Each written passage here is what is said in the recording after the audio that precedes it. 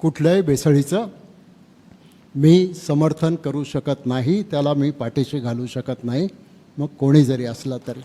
समजा एखादा अधिकारी चांगलं काम करत असेल तर त्याला जाहीरपणानं मी त्याच दिवशी सांगितलं की माझा जवळचा कार्यकर्ता जरी असला तरी त्याला मी पाठीशी घालू शकत नाही. मागच्याच वेळेला मी तुम्हाला सांगितलं की घोडेगावपासून मंचर आणि मंचरपासून बेला हा एक नवीन रस्ता या वर्षाच्या त्या सप्लिमेंटरी बजेट पुरवणी अर्थसंकल्प जो आहे त्या पुरवणी अर्थसंकल्पामध्ये या रस्त्याला 470 कोटी रुपयाची तरतूद करण्यात आलेली आहे.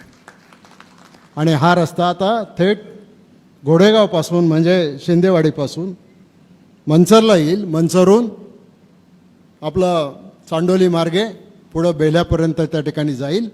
5.5 मीटर रुंदीचा हा रस्ता, 470 कोटी रुपयाचा रस्ता ADB बँकेच्या माध्यमातून राज्य सरकार जे कर्ज घेणार आहे त्याच्यामध्ये राज्यामध्ये जे रस्ते मंजूर झाले त्याच्यामध्ये आपला हा आंबेगावचा रस्ता त्या ठिकाणी मंजूर झालेला आहे.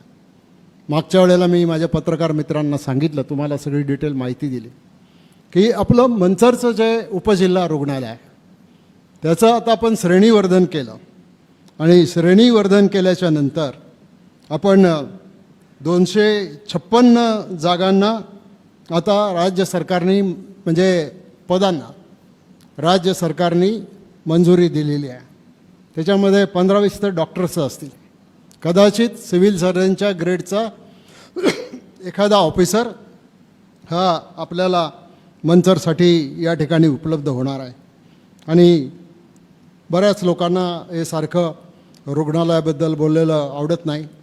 2005ला आपण स्थापना केली याची, 30 खाटांचं हॉस्पिटल होतं. 2012ला आपण ते 100 खाटांमध्ये रूपांतरित केलं. जुलै 2021ला 200 खाटांच्या श्रेणीवर्धनाला मान्यता दिली. 22मध्ये सामान्य रुग्णालय व निवासस्थानाच्या प्रशासकीय मान्यता मिळाल्या. 23मध्ये डॉक्टरांची निवासस्थानं ही मंजूर झाली आणि 2026मध्ये आता 259 नवीन पद राज्य सरकारने मंजूर केलेली आहे. आता बाकीच्या सगळ्या गोष्टी मी तुम्हाला या ठिकाणी या बाबतीत सांगत बसत नाही, परंतु जसं मंचरला मंजुरी मिळाली तसंच रांजणीलासुद्धा जी पदं आपल्याला भरतायत तिथं कामकाज व्यवस्थित पद्धतीने करता येत नव्हतं, तिथल्यासुद्धा या गोष्टीसाठी आपल्याला मंजुरी त्या ठिकाणी मिळालेली आहे आणि लवकरच त्याच्या संदर्भामध्ये आपण पुढे जाणार आहोत. मला पुन्हा एकदा एवढंच सांगायचं आहे की ज्या दिवशी मी दौरा केला त्या दिवशी साधारणपणाने 9 गावांमध्ये मी त्या ठिकाणी गेलो.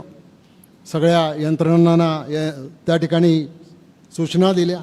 जिथं जिथं रस्ते बंद होते तिथं खाजगी JCB पाठवून पोकलँड पाठवून 24 तासाच्या आत नाही पण 12 तासाच्या आतमध्ये ते रस्ते खुलं करण्याचं काम या तालुक्यातल्या प्रशासकीय यंत्रणांनी केलं. आणि त्याच्यामुळं या बाकीच्या ज्या सुविधा आपल्याला पुरवायला पाहिजे होत्या त्या सगळ्या सुविधा आपण त्या ठिकाणी पूर्ण करायचं काम आपण त्या ठिकाणी केलं.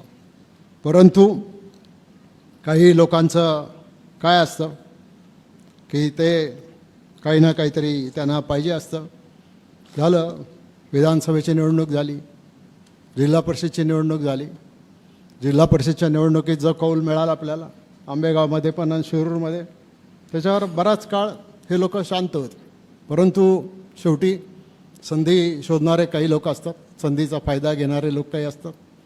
काही घटना या ठिकाणी घडली आणि ह्या घटना घडल्याच्या नंतर घटना काय की दुधामध्ये भेसळ आहे आणि या भेसळयुक्त दुधामुळं जर लहान मुलांच्या नागरिकांच्या जीवाला जर त्या ठिकाणी धोका त्या ठिकाणी काही अपाय होत असेल आणि कॅन्सर होत असेल तर अशा प्रकारच्या कुठल्याही भेसळीचं मी समर्थन करू शकत नाही, त्याला मी पाठीशी घालू शकत नाही, मग कोणी जरी असला तरी.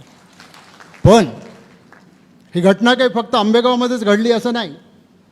या अशा प्रकारचे छापे अख्ख्या पुणे जिल्ह्यात झाले, महाराष्ट्रामध्ये झाले.